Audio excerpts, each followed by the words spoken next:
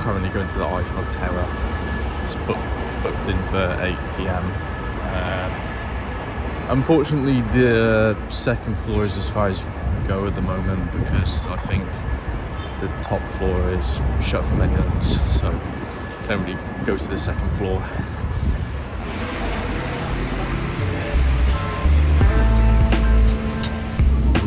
I found the Paris Metro especially interesting because some parts were very modern, with one line we travelled on even being driverless, while another line used vehicles from the late 60s. A lot of stations have manual turnstiles and tickets are printed as small billets.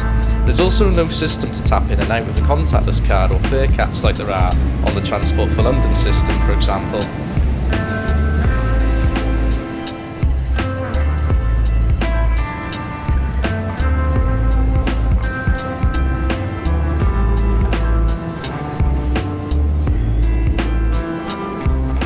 So going to visit the Eiffel Tower now, just getting off the metro now at this station, and I'm going to go to the second floor because I mentioned before that unfortunately the absolute top of the tower is closed until I think February this year for maintenance and whatnot. So let's see you over at the Eiffel Tower. At 8:01 p.m. the Eiffel Tower is actually twinkling, which I thought only happened at midnight, but apparently not, just randomly in the night, I suppose. So just in the queue now to actually enter the Eiffel Tower and security checks and whatnot, so can't really record too much around here. Just underneath the Eiffel Tower now, waiting to go into the lift to go to the second floor.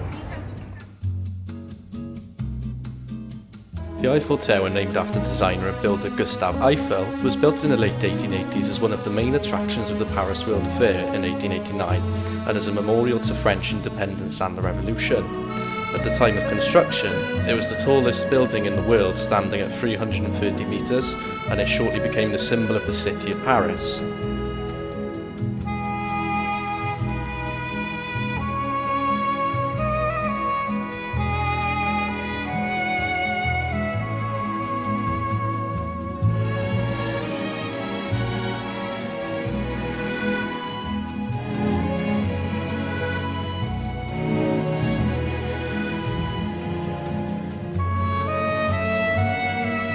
Here in front of me you can see La Défense, which is the central business district of Paris, containing most of the skyscrapers and tall buildings.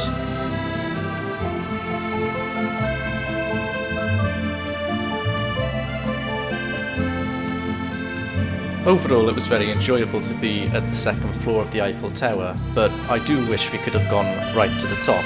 But as I mentioned earlier in the video, there were essential works going on preventing this. Got the Défense behind me there, that's Sam, and the top of Eiffel Tower by here. So yeah, I've recovered from my tiredness from the coach, so I'm actually talking at a normal volume now. First time ever going to Paris, and I'm 18, so I think it's been long overdue really. Day 2 in Paris, going to the Louvre Museum and Arc de Triomphe. Day 1 in Paris. Yesterday we went to just Eiffel Tower. Very tiring day travelling from London to Paris, but had a decent amount of rest now, so we can actually function again. So just off to go to the metro, catch a ride into Paris and check out the Louvre Museum. We've arrived at the Louvre Square. Mad open space, like, and you can see the pyramid over there, Louvre pyramid. Stumbled on my word there. Got a view of the Eiffel Tower in the distance there as well, actually, which is really cool. Liking this a lot. There's also just a metro station right outside, and there's a tour bus coming right there. open top. But I kind of prefer to go around on my own a bit rather than take tours and explore kind of, I suppose, independently as we are now. So catch you in the Louvre.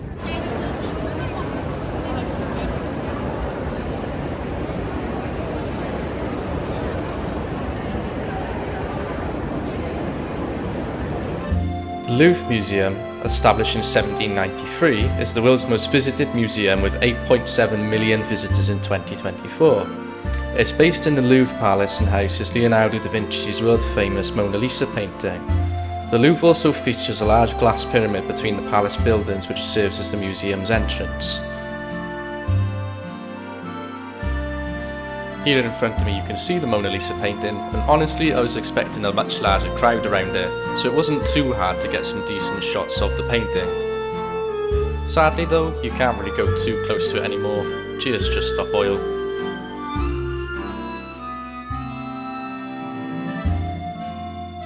Just finished exploring the Louvre, and well, since we were in there it's got dark. That's how long it took to explore, and there's so much in there.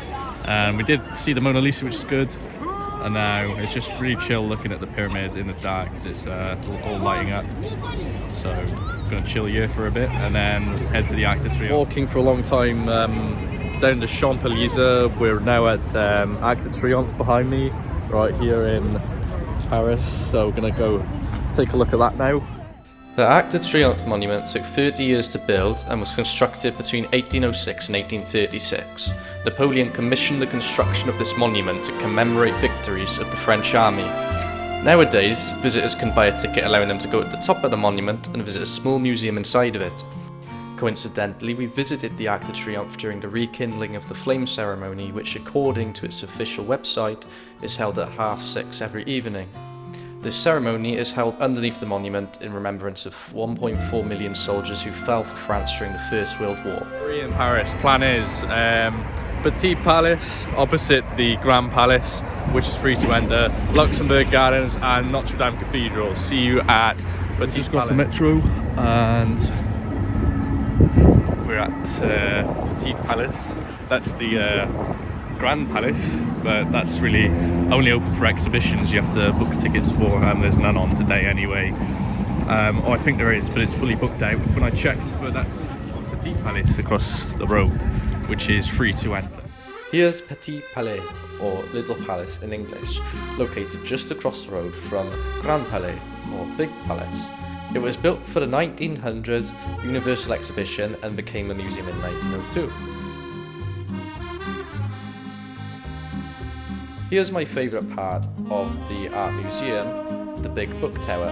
I did try to find some information online about this, but I couldn't find a lot, to be honest. In the meantime, enjoy these shots from around the Petit Palais Art Museum.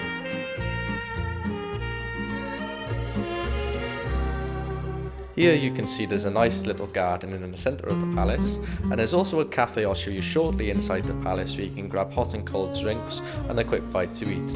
I personally got a French pale ale to see what it was like.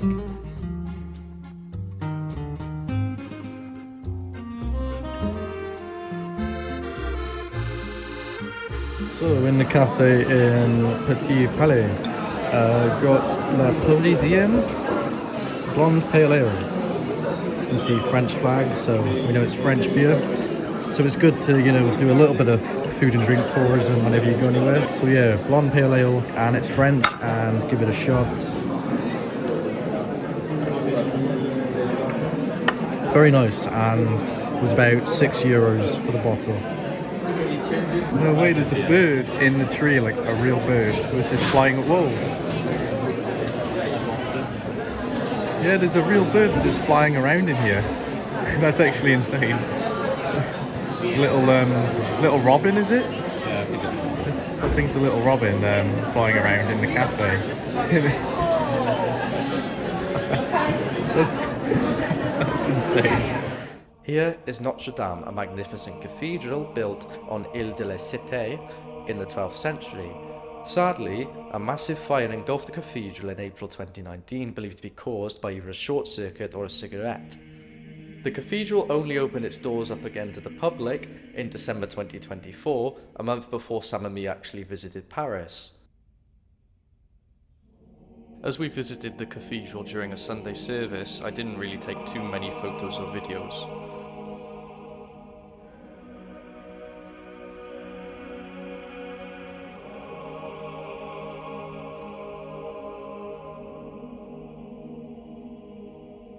Fourth and final day in Paris, after climbing a very steep staircase to visit the this basilica in front of me, called the Basilica of Sacré-Cœur, I believe. Completely free to enter, and it doesn't look like what I'd imagine to find in France. It looks like it could sort of be more Italian or Greek or anything really, but I'm gonna take a look in there in a moment. Here are some of the great views you can get over the city of Paris from the area around the basilica. One thing to be very mindful of though is the presence of tourist scammers in the area. They're known to hang around the bottom of the stairs leading up to the basilica, and they often try to offer tourists so-called free bracelets or strings that they tie around the finger, and then they try to charge you a lot of money afterwards, or even pickpocket tourists sometimes while they're having this bracelet tied around the wrist. Either way though, this basilica is an amazing attraction in Paris that shouldn't be missed.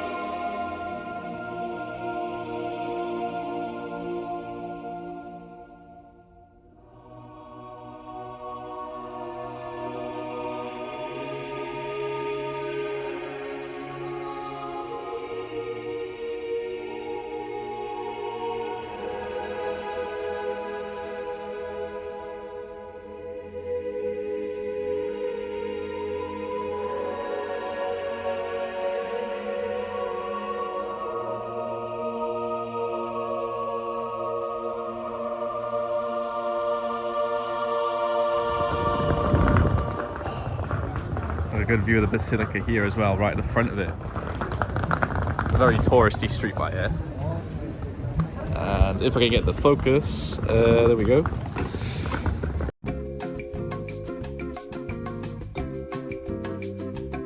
So, just before these two clips, we were actually approached by those dreaded tourist scammers I was talking about. And to be honest, it wasn't the best experience, but I thought I had to talk about it somewhere in the video. So we basically got to the bottom of the stairs that lead up to the basilica, and we were approached by these two random lads out of nowhere, kind of ask where you're from, and you know, if you're a tourist, of course. So one of them just like grabs Sam like by the arm, trying to tie this string around his finger, and I'm just there thinking, what the fuck's going on, basically. So it took like a few shouts of we're gonna miss the train to get them to piss off, basically. But I just think people who do that try and scam people who are having a nice trip away are the scum of the earth. So just try to do your best to avoid them, really, because it is not the nicest experience.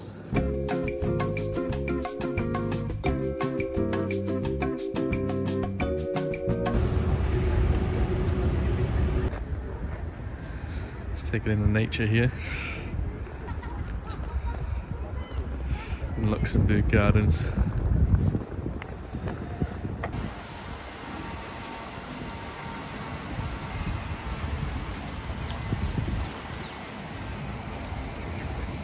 Here is Jardin du Luxembourg, which is the last attraction we visited in Paris. It's a very spacious park and garden, and it also contains the Luxembourg Palace and the Luxembourg Museum.